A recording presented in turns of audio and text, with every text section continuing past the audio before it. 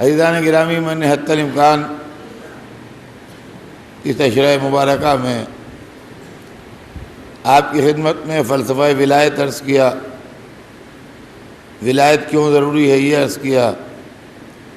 ہمارا سلسلہ کیا ہے یہ عرض کیا، اور ہمارے پیرلل جو بادشاہوں کا سلسلہ چلا وہ کیا ہے،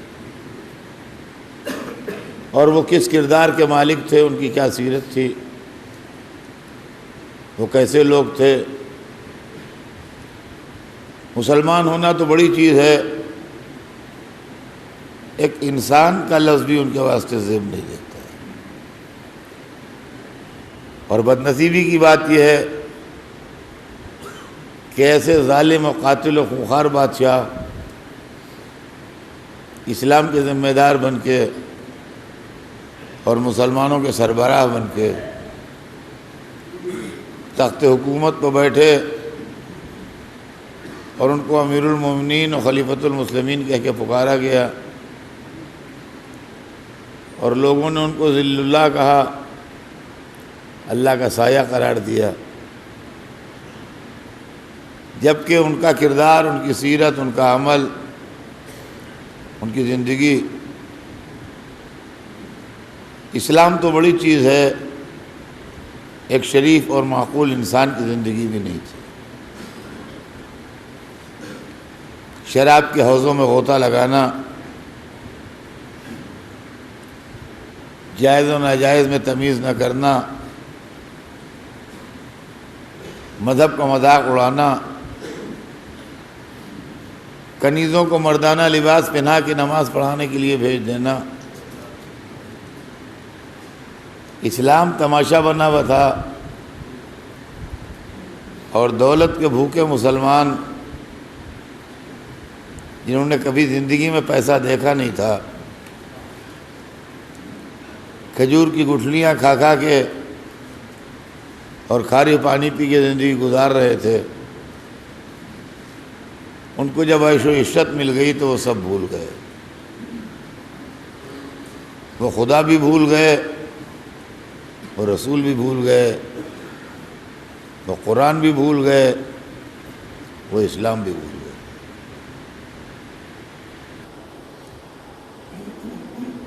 ایک گھر چینج کرنا آسان کام نہیں ہے۔ اگر آپ پالا گلی میں رہتے ہیں اور آپ نے ایک فلیٹ ناگپاڑے پر لے لیا تو آسان کام نہیں ہے پالا گلی سے شفٹ ہونا ناگپاڑے۔ کافی پیسہ بھی خرچ ہو جائے گا، کافی وقت بھی خرچ ہو جائے گا، کافی زحمت بھی ہوگی، سب کچھ ہوگا۔ کیپٹل چینج ہونا، دارالخلافت چینج ہونا، جہاں پورا سلطنت کا نظام چلتا ہو وہ چینج ہونا آسان کام نہیں ہے۔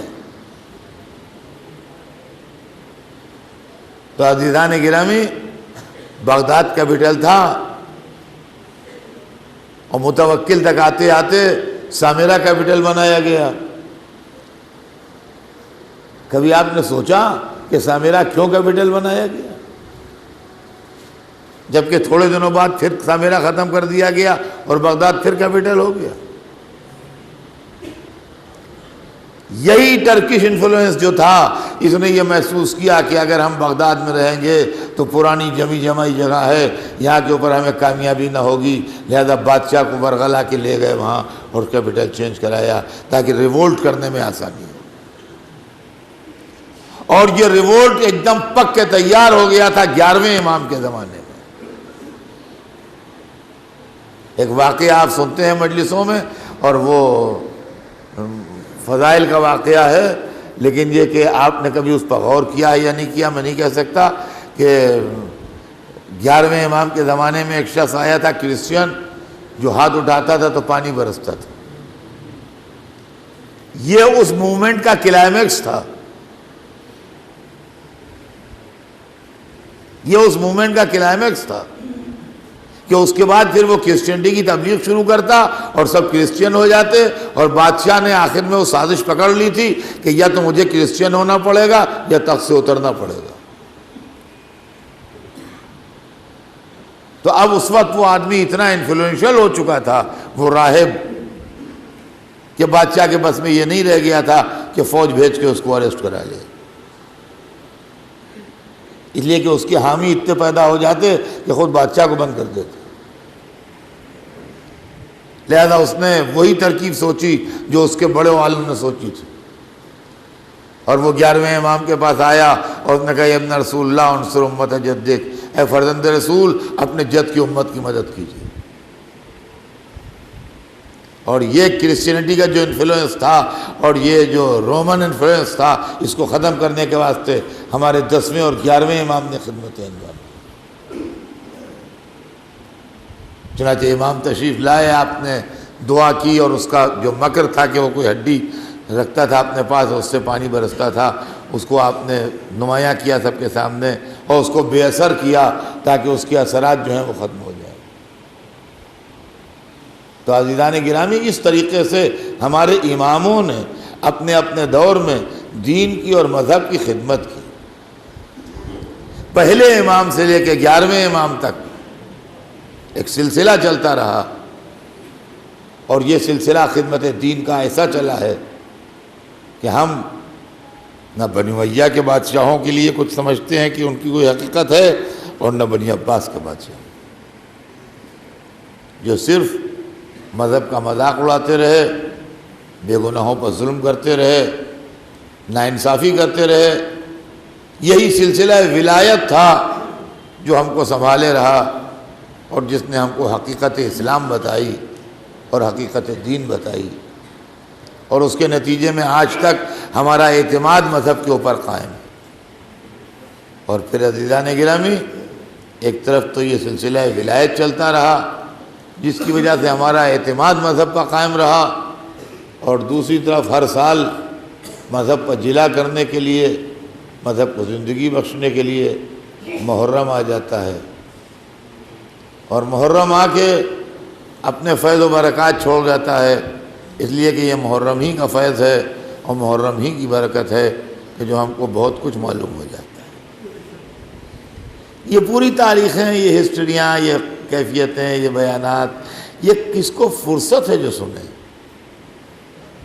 میں کسی کو الزام نہیں دیتا ہے، الزام کی بات نہیں ہے، دنیا میں کسی کو فرصت نہیں ہے،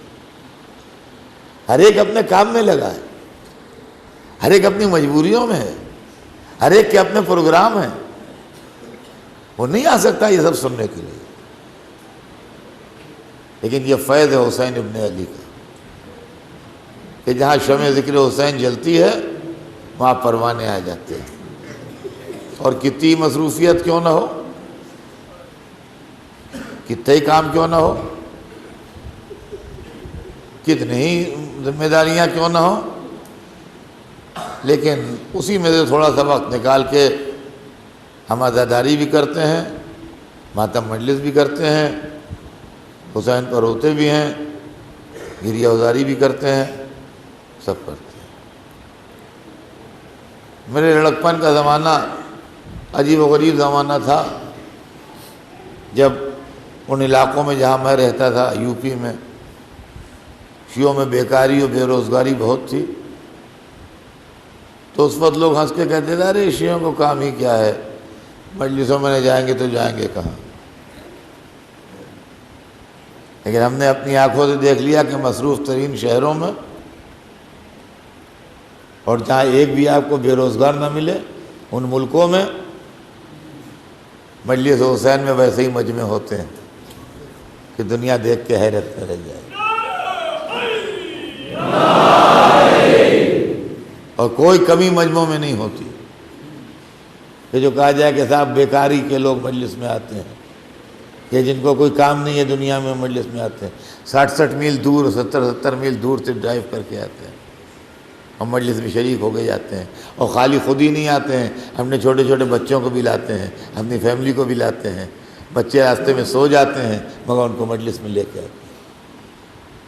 تو عزیزان گرامی، یہ عجیب و غریب صفت ہے، یہ اللہ کی دین ہے نام حسین کے اوپر کہ میرے حسین کل تو اکیلا تھا، آج ساری دنیا تیرے ساتھ۔ عزیزان گرامی، آج محرم کی 8ویں